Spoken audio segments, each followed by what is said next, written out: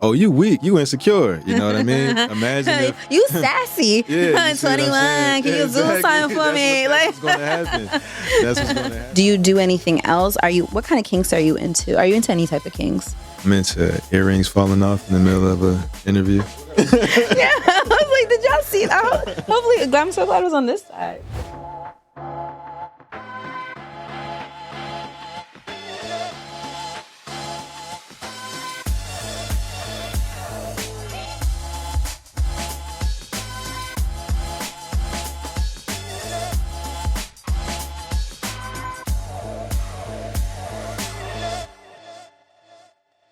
Hey guys, this is 𝗓𝗚𝗏 101. I am your host, Courtney Shav, and we have a very interesting person with us today, and I can't wait to dive into the conversation. You may have seen him around on Instagram, maybe on OnlyFans. I have 100 Days of Summer. 100 Days of Summer. Sorry, 100 Days of Summer with us today, who basically has a brand around teaching men how to find the A spot and the G spot. Can I also throw in squirting as well? Yes, you can throw in squirting. Yeah. Okay. Can you just tell us a little bit about yourself, where you're from, how'd you get into this? Yeah, so I am from Philadelphia, South Philly to be exact. I got into this because one day I was sharing stories on Instagram about women that I had made orgasm, and then women started to DM me saying that they had never had that experience before, and how could I help them share that information with their guy? So my instant idea was just basically being able to make content that would make men, kind of force men to have to learn the information to help women out, basically. And how long ago did you start this? Like, it really took off in like 2019. I started maybe 2014. Okay. Yeah. A slow build. We love a slow burn build. Yeah, slow build. That was the goal. Right. I was looking at your page before we did the interview, and I was just like, wow, like this, it sounds like there's a lot more women in your audience. Do you feel that way, or do you feel like you have like an equal balance of women and men? According to my insights, it's half and half. Half and half, good. Yeah, I think the women are just more vocal. Okay. Yeah, I think that's what it is. Do you ever do like one-on-one sessions with people, or you just kind of like, because if you guys don't know, he does have an OnlyFans page. I didn't want to go into it because I was like, let me not I'm around people this weekend. I'm gonna do this later. Okay. But like, what does your OnlyFans, like, what levels do you have? What does it really entail in there? It's demonstration videos, so it's basically where I'm demonstrating the techniques that I talk about on Instagram. Okay. So people have a visual, component to go with theory in a sense. So you actually get to see me doing it, and you get to see the results from me doing it. Okay. I'm sure you have a lot of women volunteers. Yeah, all women. Do you have like a waiting list of women? Yes. Yeah, like how do you go about that? Like choosing which woman you're going to please or make orgasm? Do you have to do you have to fill out something? Like, how does that even work? Well, yeah, I mean, for the most part, you have to be willing to have your session on camera so that I could use it to teach men to do, you know what I mean? Consent is important. Exactly, yeah. So there is a consent form in order to upload the content with their image in it. I blur the faces and tattoos and stuff like that. Okay. But I keep everybody anonymous unless they don't want to be anonymous. But they fill out the forms, and then I just need to be coming to your city. So a lot of times, depending on where I want to be at, like it's cold now, so I'm down south. So I'm doing sessions in cities down south right now. Okay. Yeah. What is the best city you've ever visited for this type of content that you? To be honest with you, probably Atlanta. I was gonna say Atlanta. It feels like this is giving Atlanta vibes. Like Atlanta would be the best city to do this in. Very therapeutic. Those sessions be therapeutic. I ain't gonna lie. Yeah, they do. I can't lie. So one-on-one sessions, like, do you ever have like men in the room when you like perform this stuff? Like, no, because some people are visual learners, like, and then some, they can see it. Like, how do I put this? Like, you have visual learners, and then you have people can like read and follow along. Like for me, I need to physically be there so I can see what you're doing. Like the video is not enough for me. Okay. So like, would you ever be open to like doing like couples? type Yeah, thing. couples. Yeah, I've had people ask me that. I'm open to it. I haven't found a couple willing, because you still gonna have to do it on camera. Yeah. I need to be able to demonstrate that I can teach people, outside of myself to get the same results. So I would still need to record it. I just haven't found that couple yet. Okay. Yeah, people have reached out and said that they want to, but then as soon as I say, are you willing to record it? Typically the woman reaches out.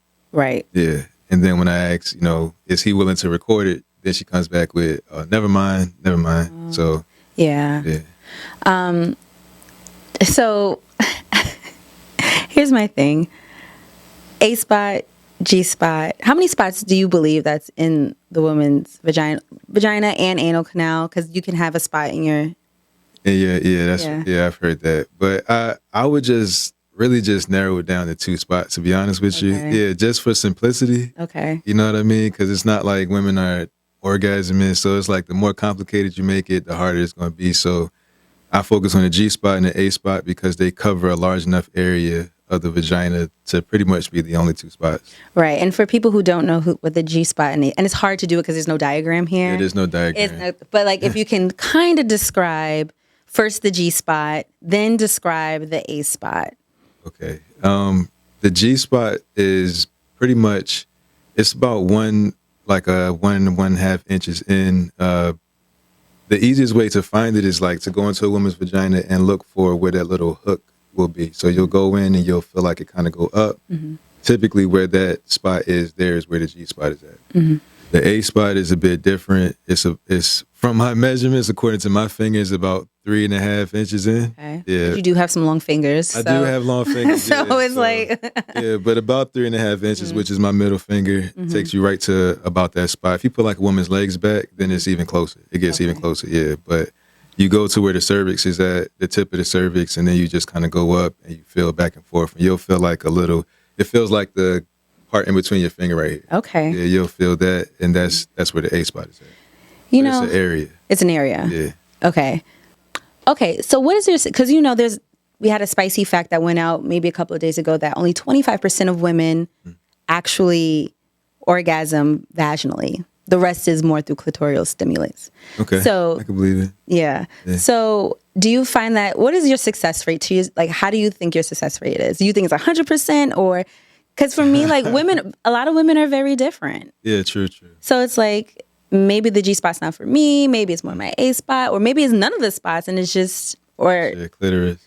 Right. Well, in my opinion, in my experience, I put it this way: I'm not 100%, but I'm somewhere between like 80 and 90%. That's confident. Yeah, I like that. Yeah, I'm not joking either. About I know you're not. I know you're not. 90%, because that's the goal, is to make it a universal type of science that everybody can mimic. You know what I mean? So it's not just. I'm not saying that's exclusive to me. It's the techniques. You know what I mean? But it's about that often.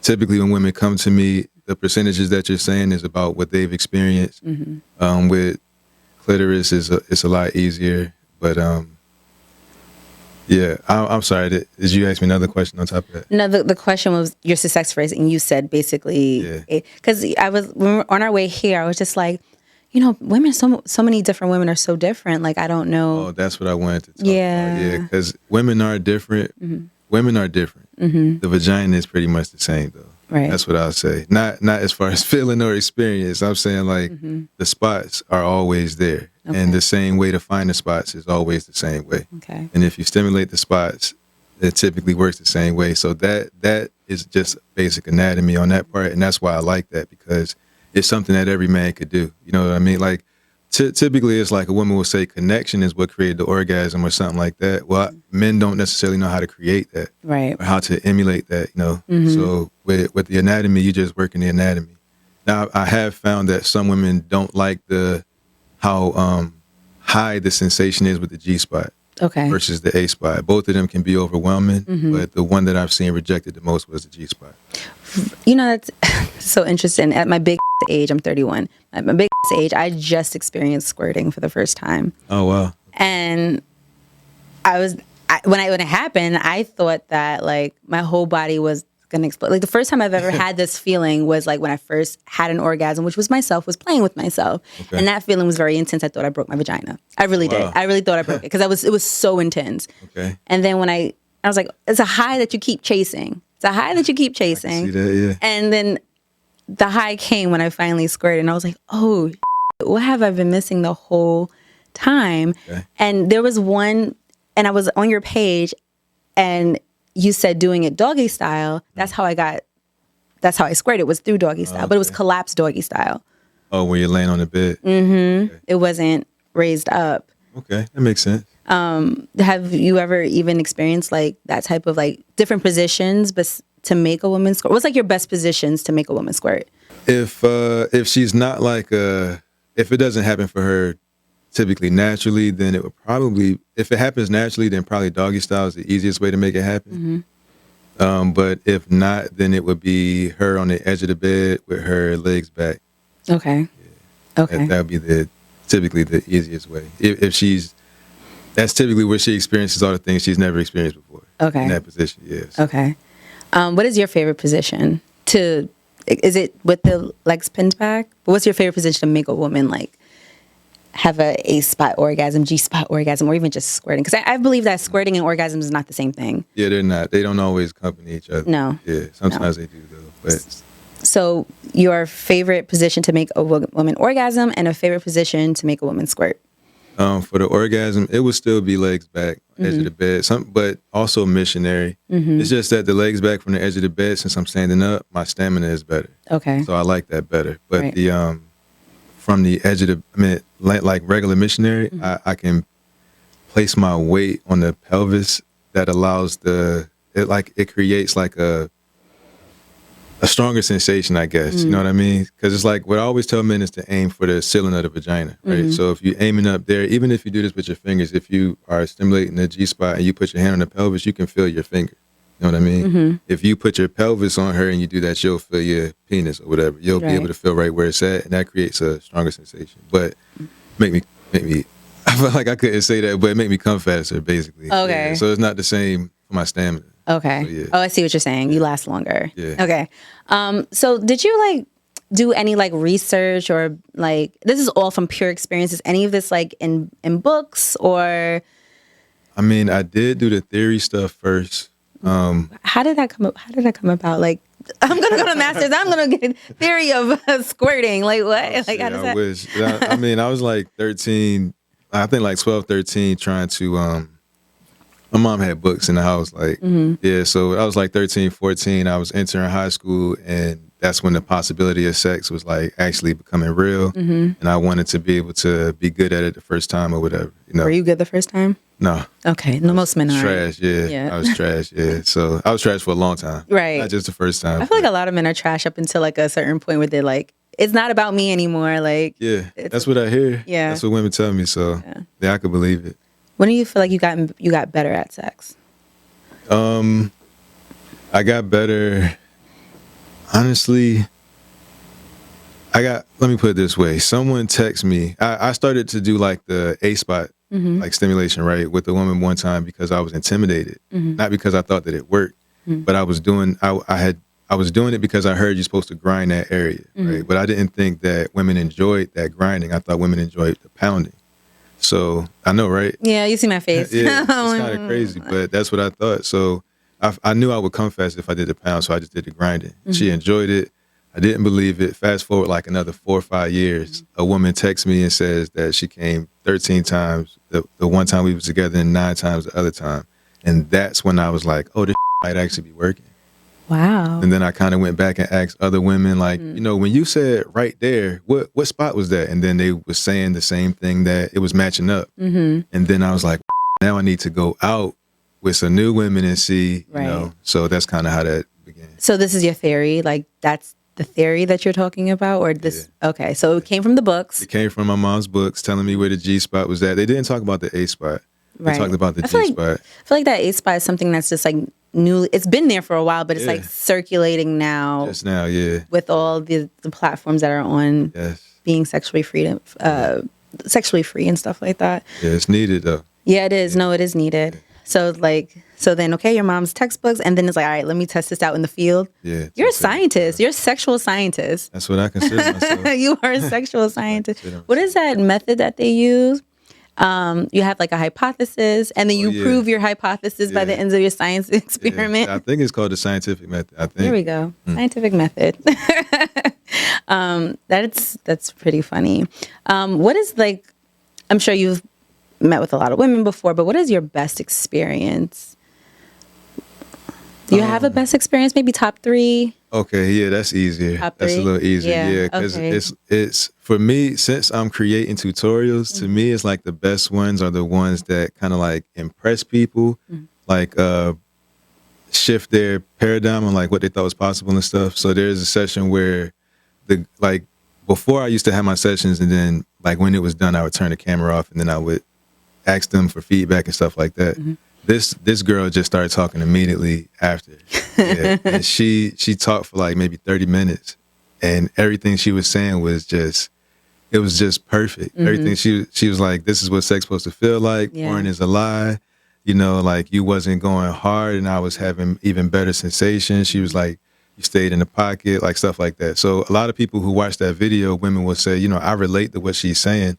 And that helps them to understand when I'm talking about what I'm talking about in the video. But then guys watch it and then they hear what she's saying and they're like, wow. So doing this made her feel like that. You know, it like, she's like, you changed my life. And I hear that a lot. You know what I mean? Love that. Yeah, I hear that a lot. So like with the ones that are that impactful and people can see what I'm doing and learn from it, and I can like break it down. Those are my favorite ones. But that's my pinned post on my OnlyFans, so people can see that. Okay. Yeah. Men and their feedback. Have men ever approached you and say, hey, like what you said, what you taught, that really worked? Like all the time. All the time? I was supposed to be making a post today. I couldn't do it though because I couldn't come up with my caption just yet, but I'll probably do it when I get off of here. Where a guy was like, yeah, I'm the talk at my job now because of what he did at a Christmas party. With a girl he took home from a Christmas party. Oh, I was like, what did he do at the Christmas party? No, I don't teach stripping and none of that. But I was like, is there something else that's going on that you're not telling us? No, he went home with one of his coworkers and he said he made her squirt. That was the first woman he made squirt. And they both was caught off guard by that. And now he's the talk at his job and stuff. It really is it really does come out of nowhere. Like, it does. Like, well, for them, it does. For me, yes, it does. It came out of nowhere. It was just like I didn't even know this. For the longest, I was just like, I'm just a creamer. I don't know how to squirt. Like, a lot of women feel that way. Like the only time I've ever squirted when I was using a toy. Okay, I hear that. And that was clitoral stimulation. Yeah. It really wasn't even through penetration. It's still not penetration. Did that squirting feel compared? Did the squirting from the toy compared to the squirting from the sex? Which one? Two different experiences for me. But they both felt good. Both felt good, but two different experiences. Okay. Like when I did it through the toy, it was more of like a waterfall effect, and then like through penetration was more like, I don't want to say violent, but it was pretty violent. It was shooting. It was pretty violent. I was like, I got up from the bed. I was like, I did all this. Yeah. So was that more intense? That one? Yeah, a lot more intense. Okay. So when you say grinding, because when I think of grinding, I'm thinking of like a man moving his waist, his waistline. Yeah. Are you talking about that or? I mean, it's like the mortar and pestle. Yeah. It's basically like that. So you are moving your hips, but for the purpose of like the tip of your dick to be grinding into the spine. Oh, yeah. But you can grind the entire penis into the ceiling of the vagina and get the same result. Okay. Yeah. So you don't have to. You can like go in and just move back to back like that. So it all works. What do you say like the age range of men that like come to you or are curious? Is it are you more on the younger side, like under 25 or? According to my insights on Instagram, it's like 25 to 35 or like somewhere around there. Okay, that's really good. There's people like under that too, but for the most part, the larger part of the graph is around 25 to 35. I think. Well, that's good because I feel like a lot more men need to understand that like there's different ways to please a woman, and I think women need to know that they can have an orgasm through. Yes. I mean, vaginally. For the longest, I thought mine was just clitoral too. Yeah, I hear that a lot. And then I experienced it vaginally, and I was like, "Oh, mine." I know. Blown. I've had women argue me down that there is no A spot. Yeah, it blows my mind. Well, because they didn't experience it. Yeah, that's what I mean. Like, a person can be that, in a sense, that deprived to the point where it doesn't even exist for them. Right. You tell someone else that it doesn't exist. Like, that's how bad it is. You know what I mean? That reminds me of something that you posted on your Instagram, and it said, like, women said that they can enjoy sex without an orgasm. Yeah. And I was going to ask you about that, actually. Really? I already had it for you. Oh, word. Okay. Like, for me, before you answer, I can enjoy sex, but, like, I need an orgasm. Okay. I need it. Because it's like, in my mind, I feel like, did I just get fucked on? Oh, right. Like, and my biggest thing is, like, and you'll hear it throughout Spicy Studios, is like, I tell women, don't get fucked on. Which means is that you're only there for this man's pleasure. Yeah. You got nothing out of it. Right. And for me, that's a big no for me. Was it always that way, or once you had an orgasm? I feel like, no, it wasn't always that way, which is why I preach don't get fucked on. For the longest, I was being fucked on. Like, I would say up until 25, 26. Okay. I didn't have, my good sexual years have become later in my life. And it's because it's like I prioritize myself. Okay. And prioritize, like, and a man who's going to prioritize. Right. Because men can come easier than me. Yeah. But it takes some work to do it with me. So it's like making sure that man understands that it's me, and me understanding that it's me. Yeah. So I can enjoy the sex, but if I don't get an orgasm from it, like, I feel like women's been deprived. They're just saying, I'm just doing it to do it. Yeah. The women that were saying that, it was other women saying I felt that same way until I had an orgasm. Right. Yeah. So they're like, most of you saying this are probably women that never had one before, only had maybe one, or have, set your expectations to just not expect to have one. So you just kind of settling. That's what they were saying. Yeah, it is a settlement. And that's why I say, just don't ever get fucked on by anybody. Man, woman, just don't, make sure you, what does Nick say? She says, prioritize your pleasure. And that's real. Yeah. It is real. And I also tell women that it's good to explore themselves. They also tell women to explore themselves and their body before a man does, because you're going to know your body better than a man will ever, right? I know, like, do you think I could find my own G-spot if I wanted to, right? Yeah, you should be able to. Right. The A-spot might be a bit tougher. Yeah, I'm like, I don't want to, like, pin my legs. right, yeah. But how do you feel about women who say they don't masturbate or they don't play with themselves, or? How do I feel about it? Yeah, like, do you feel like they should to maybe better? Oh, yeah. If they're not having good sex, then yes. If they are having good sex and they don't play with themselves, that's even better, because they're going to be so sensitive when it comes time for the man to touch them. You know what I mean? So when I find a woman that doesn't use a toy or whatever, I already know how crazy that's going to be. Yeah. So I'm not against a woman not masturbating unless she doesn't know herself and stuff. Okay. So I will agree with you on the point of, like, using toys definitely desensitize you, because it's literally you're going up against a motor, going up like miles of hours, like, that a man can never compete with. Yes. So then when a man is doing it, and it's like, I feel like one time I put in the group chat, I was like, this man was giving me head, and I couldn't come from it. And my homegirl, the first thing she said to me, she was like, stop using your vibrator. And I was like, all right. So I stopped using it. Lo and behold, next time he did it, I was like, okay. Yeah. They say toys do to women what porn does to men, as far as expectations. You know what I mean? Yeah. So I don't necessarily say, I don't tell women to stop, because stopping doesn't usually give them orgasms, because the man don't know what he's doing. Right. A lot of times they're using a toy because he fucked on them, and then, she's waiting for him to leave, and then she pulls it out, and it's just herself or whatever. Right. So if that's her situation, I can't necessarily tell her to stop. Right. Because then she just won't be getting nothing. Right. You know what I mean? But just to put out there, I am not against toys. I have a whole pouch sitting at home. I thought you was gonna say treasure chest. I do. I have a pouch because I can't bring a treasure chest with me because I travel a lot, so it's heavy. Okay. So I bring the essentials. You can't have dick. Bring the essentials. I knew you were a treasure chest girl. I can see it. Okay, that makes sense. So outside of using your penis to pleasure women, do you do anything else? What kind of kinks are you into? Are you into any type of kinks? I'm into earrings falling off in the middle of an interview. Yeah, I was like, did y'all see that? Hopefully, I'm so glad it was on this side. Okay, so focus more on the man. Okay.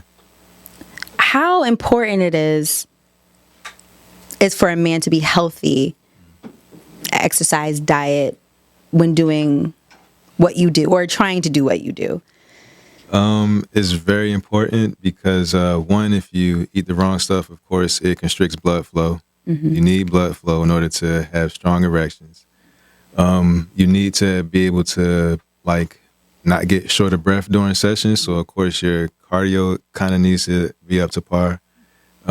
Also, you should before sex, I wouldn't eat. Typically, sometimes people go on dates, have heavy meals, go home, have sex or whatever. That's a natural thing. But for me, what I'll do is like blueberries or cashews or watermelon, things that open the blood vessels and stuff like that. They give you energy from the sugar, but they don't make you tired from eating. Ooh, I'm about to stuff bae with watermelon, blueberries, and cashews. No, we gonna eat this for dinner tonight. Really, it works. It works. You'll because the cashews and stuff, all that stuff still suppresses your appetite, enough for the time. Right. And you just burn that clean energy or whatever. Then there's also cutting your fingernails, making sure that they're clean. Yes, please. Because you don't want to be introducing things to a woman's vaginal atmosphere that's not supposed to be there. Then BV, yeast infection, stuff like that.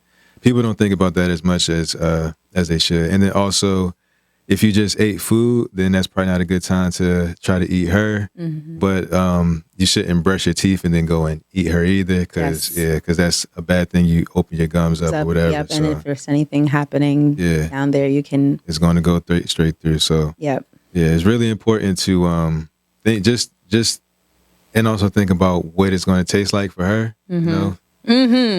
I always say that a man with a poor diet is going to taste like battery acid. That's what I've heard. You never lick the tip of a battery. That's how it tastes. The square ones, I bet. Huh? The square ones? Yeah, exactly. And it's wait, you tasted the battery when we was younger? We all did. Now stop. Yeah. That's what it literally tastes like. That's crazy. That's why I watch, men I'm dealing with, I watch what they eat. I watch if they drinking a lot of water. I watch, every time we're out, what do you, of course you're going to buy drinks because whatever, but, are you drinking enough water? Right. Do they seem hydrated? Because I just don't want to taste that. Right. It's not and on the reverse for the women, when I'm making a woman squirt, I can tell if she's been drinking enough water or not. I can tell. What is it? What does that smell? Well, to be honest with you, it still doesn't smell like pee. It's just yellow. Right. Or dark yellow. But I've seen it come out clear. You know, so I know that there are levels to it. Right. There is levels. Yeah. Either way, it doesn't smell like pee still, but you can tell she hasn't been hydrated. You know what I mean? So. That's so funny because I told you I squirted and he went to the bathroom to clean up and I just sniffed the bed. I was like, wait a minute. I sniffed the bed because I was like, and I was like, oh, it wasn't a strong scent. So I was like, okay, this is squirt, not pee. I was like, okay, good. I was so nervous. I was so nervous. I get it. Because I was like, nah. I was like, if this is pee, I literally just peed this bed. That's why you got to do the smell test. I get it. Yeah, I do the smell test too, just to see, and I'm surprised that I do it during the time and then I do it the next morning. You know what I mean? Yeah. 'Cause maybe it need a little time to ferment or whatever. But I just wait until the next day and I smell the spot and it's nothing. Yeah. I'm like, this is not the same thing. Yeah, it can't. And that's why the argument, it's pee. And I'm like, I can see that urine can be mixed in it because it is, but it's not. Bladder, so. It's not mostly. Right. It's not cleaning your body out. It can't be because or else it would have that odor from the toxins or whatever. Right. So no one knows why it happens. Some I heard someone speculate that it's to, you know how like women go to the bathroom after sex so that you don't get a urinary tract infection. Yeah, I've heard that it was supposedly maybe nature's way of doing that or something like that, but I don't know. Okay, yeah, interesting. Right, just blow out the pipes. You know? Blow out the I pipes. guess. I guess that's the thing. So, going back to health and like making sure, what about exercise? Like, you said cardio. Is there anything else that a man can do to make sure? Is it like edging? He can edge. Edging. Yeah, I love a good edge. good. That's rare. It's very rare. Like, very rare. I like it. How often do you edge? Typically only when I'm editing my tutorials. Okay. Yeah. Right. That makes sense. It just takes over. But in between time, I'm trying to save my energy for my actual sessions and stuff. Right. But before that, I probably edged more than I had sex, to be honest with you. Yeah, it's like a whole day thing. Mm-hmm. Okay. Edging is basically, it's like masturbation. It's like practice masturbation, right? So you're doing it for the purpose of becoming familiar with where the edge is. The point of no return is what they call it. Mm-hmm. The point where you're like, oh, I'm definitely going to come now. You can take your hands off and it's still going to happen. You're trying to figure out where that spot is, then become like practice getting sensation, like building up your sensation to the area right below that, you know, and like kind of stand in that area the entire time as long as you can without crossing over, so that the goal of sex doesn't always be having an orgasm or whatever. I heard that some men edge, especially if like them and their partner are trying to conceive, they will edge and like save up until it's time for like the cervix is open. Oh, okay. And they'll actually have they'll actually come because there'll be more sperm in that I guess that ejaculation, and so it'll be a higher chance of her getting pregnant. Okay. That makes sense. Right? I can see that. It's like, so do you feel like when you edge and you actually finally come to you feel like there's like a lot? Or is like about the same for you? It really depends, because I never really have fast sex, or I don't do quickies. They don't do nothing for me, and I don't masturbate just a nut. So I rarely have anything but edging, whether it's sex or masturbation. So, and a lot of times I like do this thing called, I don't really know what it's called, to be honest with you, but like you ejaculate and you kind of keep going or whatever. So by the time I do have an orgasm, it might not be anything left, to be honest with you. Sometimes, yeah. Okay. So it varies. But I never do short quickies. Yeah, they don't do anything for me either. How hard is it dating when you have this profession? Well, I've never really dated and done this at the same time. Okay. Yeah, I was in a relationship, like when I used to do this on Tumblr, and I wasn't really Tumblr era. I know, right? Good old days. The good old days where you could just show the nipples, show the dick, show the pussy, and nobody's flagging you for nothing. Exactly. It's good times, different age. But yeah, so I was in a relationship during that time, and it was interesting because like she was like, okay, let's try this open thing. Because at that time I was pretty much saying I wanted to be in an open relationship. Right? So she was like, let's try this open thing. Now we was traveling on like a long road trip. So I wasn't meeting up with nobody, but it was open as far as the communication on Tumblr. Women might want to exchange pictures and stuff like that. But it was interesting because she would read those stories. She had my phone more than I had my phone. So she would read those stories and then masturbate to them.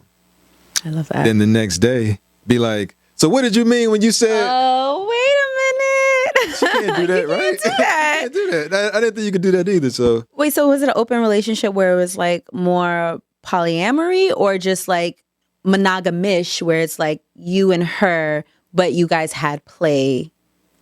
You can play. I like that term, monogamish. It was more so monogamish because I never did anything with anybody else, and she didn't either. We was together. Like I said, we was in a car, just traveling around. So for the most part, that's what it was. Now, I don't know if she was maybe talking to somebody on the phone, because I never had her phone. She had my phone all the time. So I wasn't hiding anything. There was no secrets. It's just that one day she loved it, one day she hated it. Right. So which made me feel like I shouldn't try to mix the two again. Okay.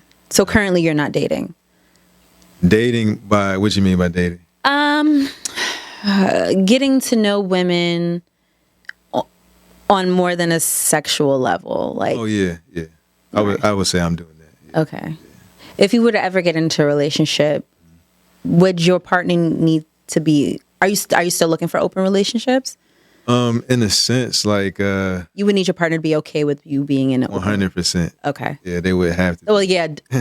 Duh. They would. I mean, based on the past, they would have to be, you know, cool with that, having been out there. But yeah, they would have to be okay with me continuing to do it. Because I know, like, people look at this many different ways. Some people have accused me of doing this just to get more sex. You know what I mean? Some people have accused me of doing this maybe just for the money or something like that. But yeah, for me, it's a purpose. What I like to do is teach what is correct and then watch people experience the results of that. Right. You know what I mean? You're living in your purpose. Exactly, yeah. You can't knock anybody from living in their purpose. Well, you can. Doesn't make you right. You know what I mean? But you people, can. people do it, so. Yes, you're right. You can knock someone from working in the purpose, but I respect it more because there is a purpose, right? It's not like, you know how they say people fake want to be in an open relationship because they want to cheat? Yeah. Right. Yeah. But no, you have a purpose. Like, you're doing this on purpose. Yes, yeah.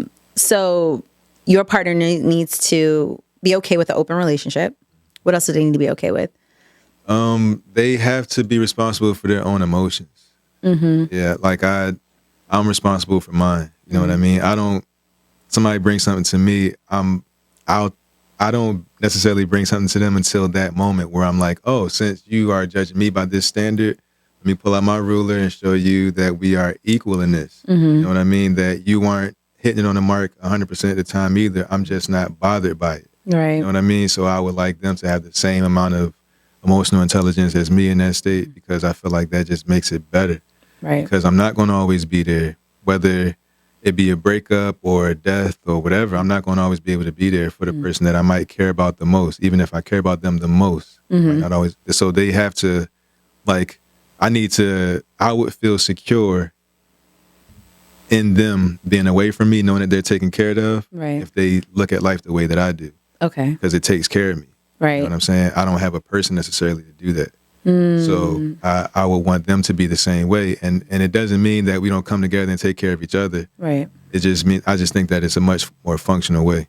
Okay. You know what I mean? So. Have you ever came close to someone like that?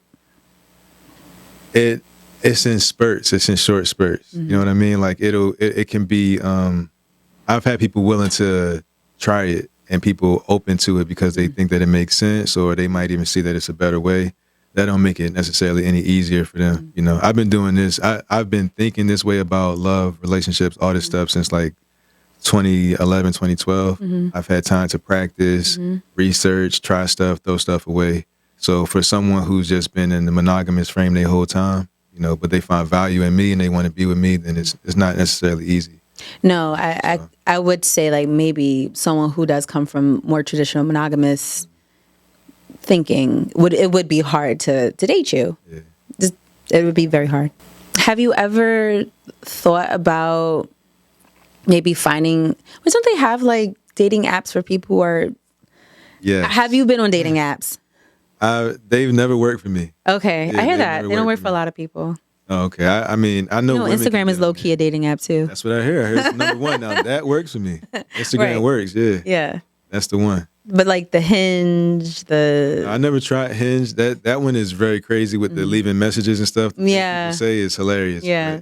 I've never tried Hinge. I haven't tried Black yet. I've tried Plenty of Fish, Tinder. None of those things have ever worked for me. Right. But Instagram worked for you. Instagram works. You know what? I would say Instagram worked for me a lot too. Okay. Because I've never been on a dating app myself, like at all whatsoever. But if we're gonna consider Instagram a dating app, yeah. The dating app. Yeah, I would say that's where most of my success is if I don't meet you organically outside. Okay. Yeah, that's not happening too much these days. Organic. It's happened to me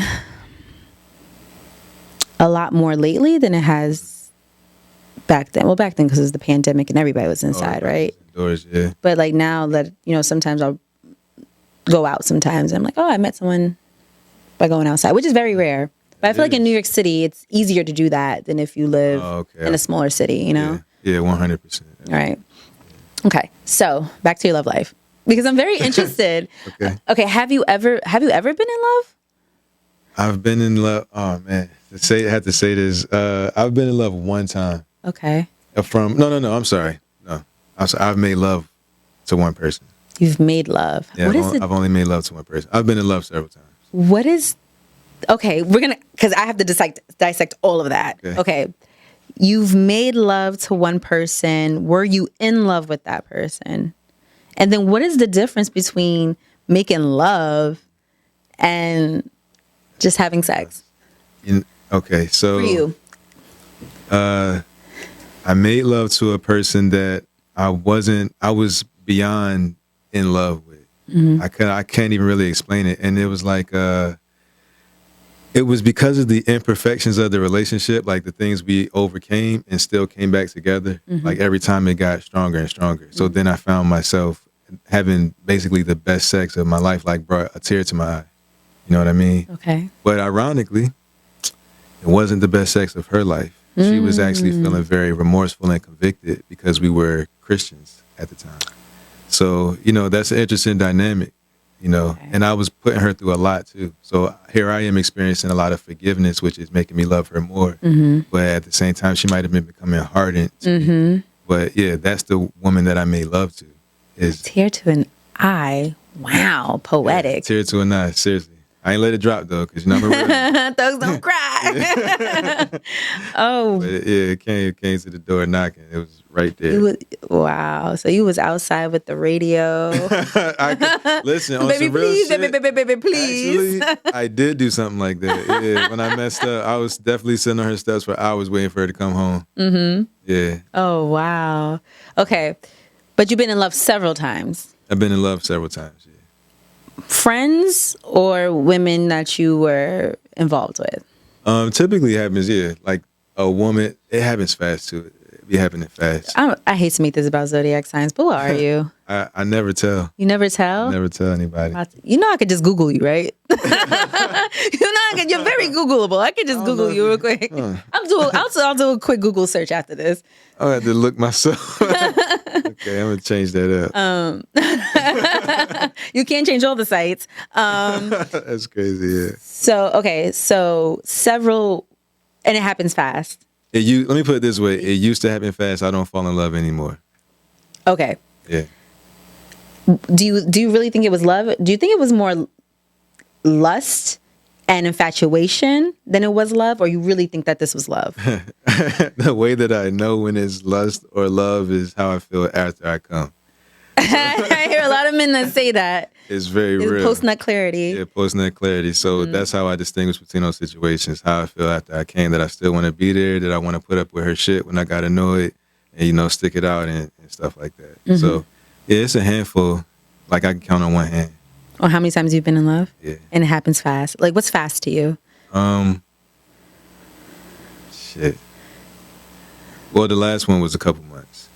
But before that, it'd be a week, 2 weeks. It could be a week, 2 weeks. Lover boy. Yeah. We love that. That was before I had emotional intelligence. Right. That's very important. No, that's very, very important. I was just talking to one of my friends about this, and I was like, I haven't been in love in almost 2 years.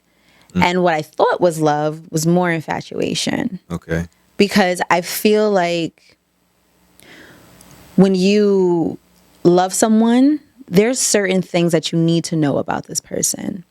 And if you can't answer these subset questions about this person, are you in love or are you more infatuated?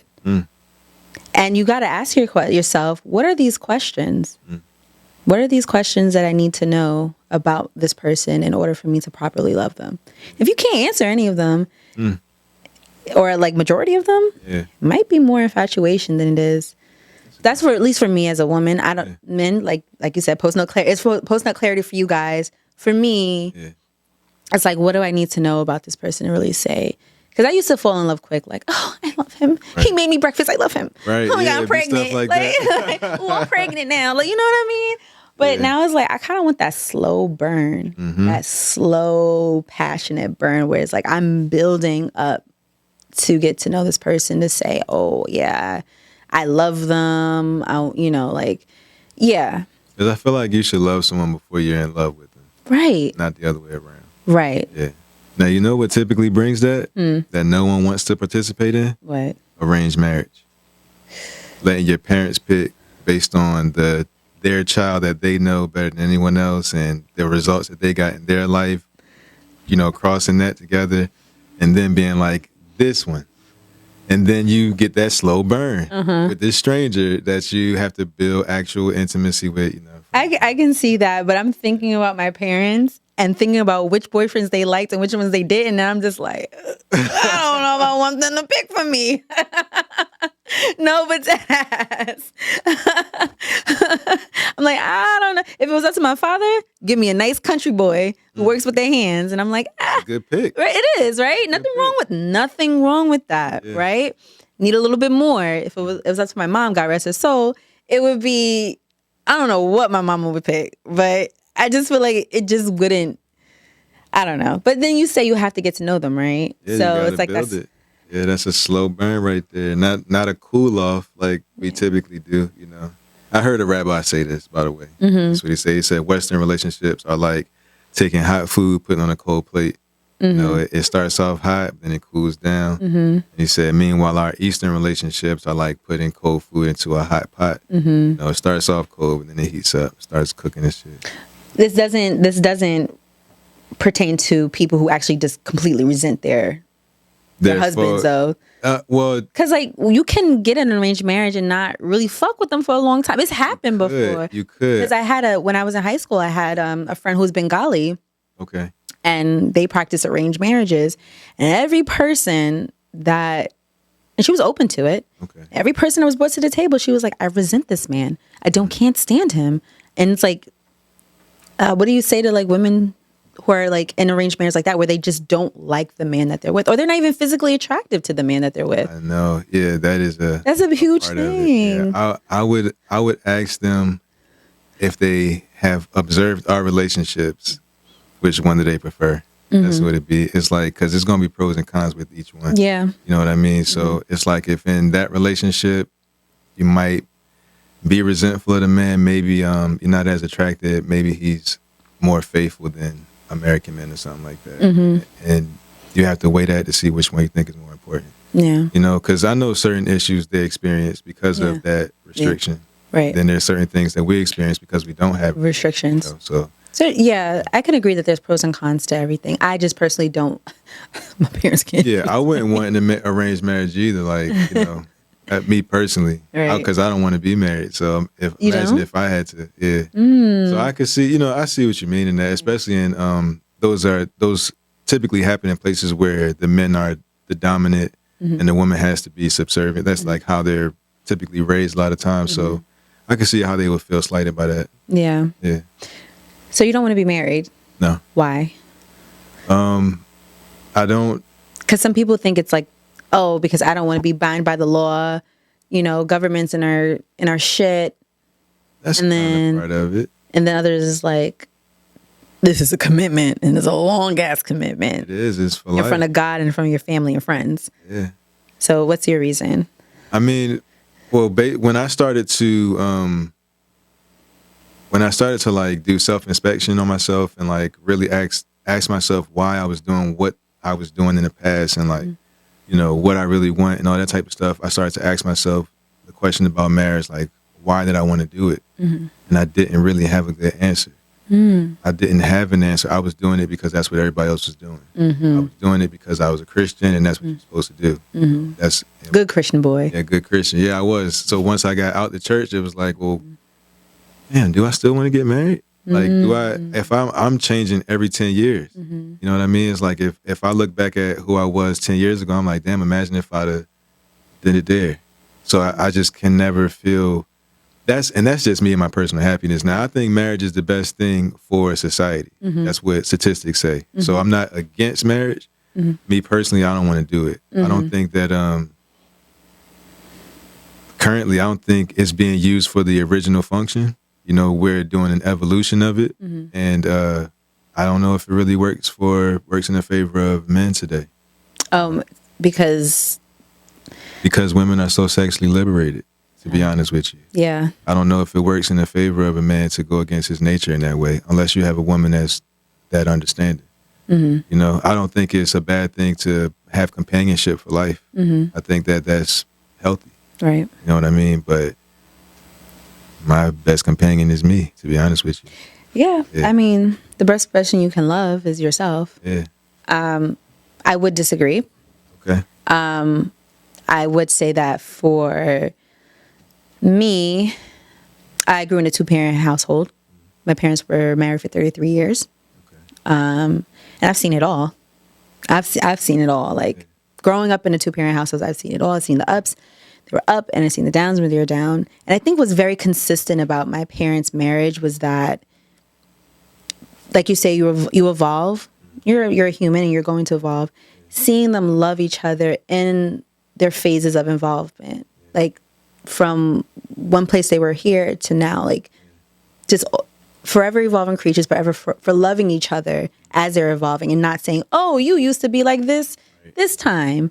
Well, I'm not like that anymore. I'm a different person now. I've gone through some things and I'm a different person. Can you still love me as this person and not who I was 7 years ago? Yeah. And that's what I take from their marriage. I'm like, damn, that's beautiful. It is. It's beautiful as fuck. And that's what I would want if I was to get married. That's what I would want. To always remember in the back of my head that we are both evolving creatures. And could I love this person? Or can I love this person as they're evolving? Do you believe in for better or for worse? 100%.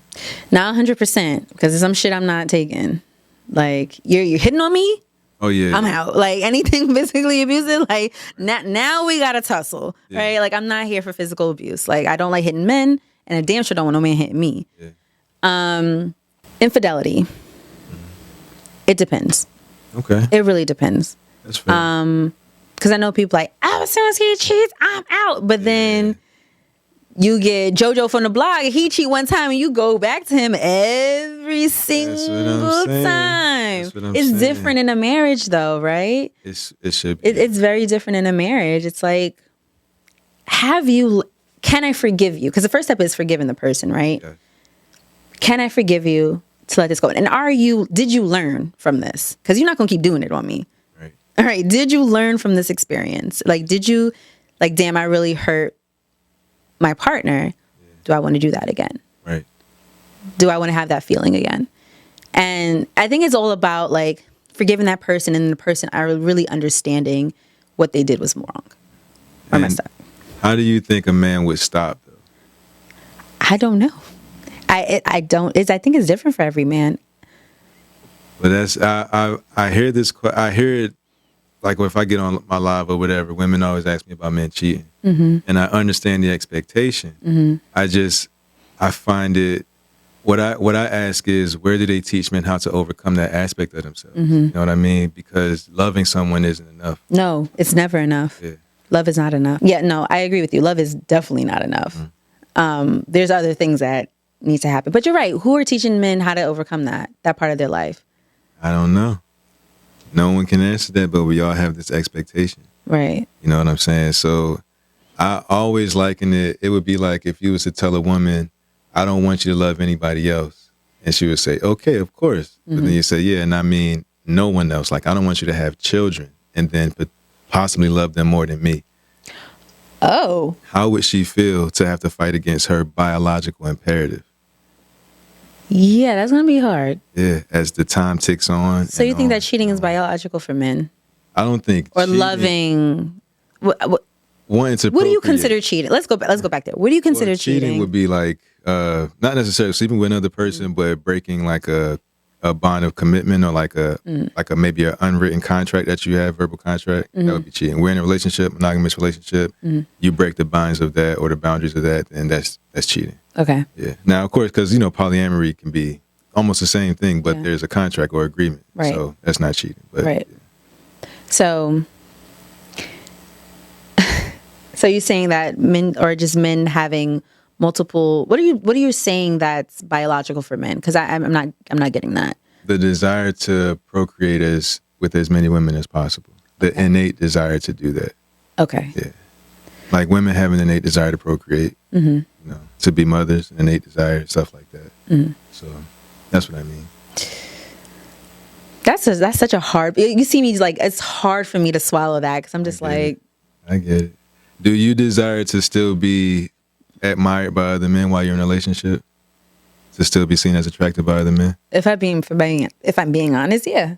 I want when I go out to look good. Of course, I'm doing it for myself, but I want a few wandering eyes. Thank you. Well, it's the same thing. Yeah. That's your biological imperative, is to be seen so that a man can, Right. you know, if you're still doing that in a relationship, in a sense, you have a door open. Now, this is a normal thing, so I'm not coming at you about that, but I'm saying that that's accepted. But when a man flexes their biological imperative, which is to see and then be attracted to, you know, they're seen as wrong. That's what I mean. No one's teaching women to not get attention, because if you do that, oh, you weak, you insecure. You know what I mean? Imagine if you sassy. Yeah, 21. Can you do something for me? That's what's going to happen. That's what's going to happen. Everyone's going to rise up against you. But, you know, let a man, in that sense, want to do the same thing. You could never call a woman insecure because, you know, I'm just fucking this girl. You insecure. Calm down. That sounds crazy. Yeah, that sounds wildly crazy. Sounds wild. No. But they're both biological imperatives. We are, at the end of the day, we are the human animal. But I also feel like we are more evolved, right? Are we not? I can't say so. I mean, look at our habits, our diets, look at the destructions in the world. Like when you look at nature, nature is untapped. It's untampered with. And you look at pure nature, you see a lot of chaos, a lot of ugliness, a lot of killing, right? You know, I say this all the time, like the zebra is defenseless against its biggest opponent, but that's its lot in life. That's what you see in nature. So it's not necessarily fair or what you like. It just is what it is. You see what I'm saying? It just is what it is. So you don't think that we're more evolved than No, if we our was brain more functions, evolved, or we wouldn't have bought up all the tissue during the pandemic.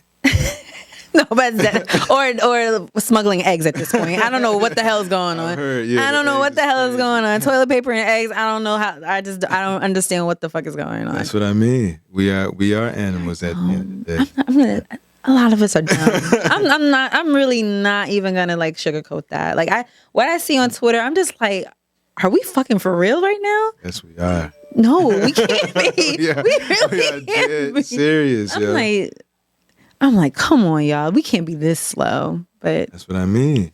But it's not. You can turn a dog into a very intelligent dog amongst its other dogs. You know what I mean? Yeah. I've trained my pup that way. See what I'm saying? Yeah. It's not impossible. Right. It's just that, like I said, where is it? Yeah. Women want men to be above their nature. Where do they teach men to do so? Not that it's impossible, just where they're teaching it. I'm sure there's some platform out there. I mean, maybe to overcome yourself, but maybe not for that specific reason. Now, if you can overcome yourself, you can apply it to those areas, you know, but look at, this is no offense, but there's a booty right here. You know, there's a booty cheek right there. Everywhere is sex, but where do they teach me restraint? That's what I'm, you know what I mean? So there's a purpose behind that. There's a purpose behind that, but I just want everybody to be aware of that, why they making it, you know, put so much stress on us for being the way that we are, you know, for men talking. I'm sure there is a platform out there that's teaching them. But the fact that you know where the sex is and not that says a lot, though. Because it might be out there. Yeah. But we don't know where it's at. It's not a big enough platform. But it's a big problem, though. Right. You know what I mean? Right. That's what I'm trying to say. Well, okay, yeah. Okay, that makes sense, because here we are. There was probably no platform for teaching men how to make women orgasm and have but the way that I'm doing it. Right. Yeah. But here's your platform. Yes. Teaching men how to do it. Yes. There has to be something out there that's not big enough yet that's teaching men how to. I sure hope so. I sure And hope if there so. was, would you subscribe to it? If it's good, if it's good content, it's good content, and it's like, on some real shit, I would tell people to check out Dr. Joe Dispenza. Okay. Yeah, he teaches you. His name of his book is Breaking the Habit of Being Yourself. Like that book plus this lady Byron Katie, Loving What Is. I put those two things together. It makes you an emotional, intelligent giant. Like the information is like, and that's what I'm saying. You can take that and apply it to any area after that. But yeah, I would suggest Dr. Joe Dispenza. Okay. Gonna get you right. He gonna get you right? Yeah. Okay. Oh, how long ago did you read it? Who recommended it to you? Or you kind of just saw it around and you were like, because I feel like there's a lot of people who are not emotionally intelligent. I'm not even talking about men. I'm talking about people in general. Yeah. Like, this is not even a man-woman. This is a people problem. It is. It is. Like, not taking things personally, not thinking everything is centered around you. Yeah, that's a big like it's a lot of that, and I think that's what it is. Like people think it's about them. I think that's the biggest thing. Like things about them, but it has nothing really to do with you. Right. Like, or not taking accountability of things. Right? Yeah, I don't owe you nothing. Right. But you kind of do owe people something, right? You owe people respect. Yeah, you owe people apologies when you do them wrong. And it's like this, the lack of accountability plus taking things personally. I don't know what the fuck is going on. Makes it hard to have conversations. Right. Yeah. Right. Because like me and you don't agree on maybe 2 or 3 things that you just said. Right. But I'm not going to be like, well, you just have a different perspective. You could be calling me a hoe, a fuck boy, all these things. And I'm not, because it's like we have 2 different perspectives on life. Yeah. And 2 things can exist at one time. Right, exactly. Right? Yes. So, forgetting what I said, where were we going with this? But I like what you're saying about like the multiple baby mamas. But my question is, in my head, I look at Nick Cannon's situation. Okay. And I'm just like, these are broken homes. In my head, they're broken homes. Because if my father couldn't be there for me the way he has been for me, I mean, listen, I already have daddy issues, but there would have been a lot more daddy issues. You get what I'm saying? Yeah. And I just feel like I feel bad for the kids, because it's like your father can't be there at your first recital, can't be there when you're walking for your first time, or be there at pivotal parts of your life, because he has so many children he's catering to that one or two might slip down. Because he got so many children, is because he's busy. No, you can still be a present father. No, You mean in the home? You mean coming home? Yeah, like a present father. Okay, so you're saying in the same household? Yeah, it's just hard to have multiple baby moms across America. When you Nick Cannon? That's crazy. I just feel like I'm incredible. I understand that, but my issue is with the children. Like, how is that going to affect the children? Because he's not spending daily time with them. Yeah. Or even multiple days. You know what I'm saying? Yeah. Would you think it'd be better if they all was in the same place though?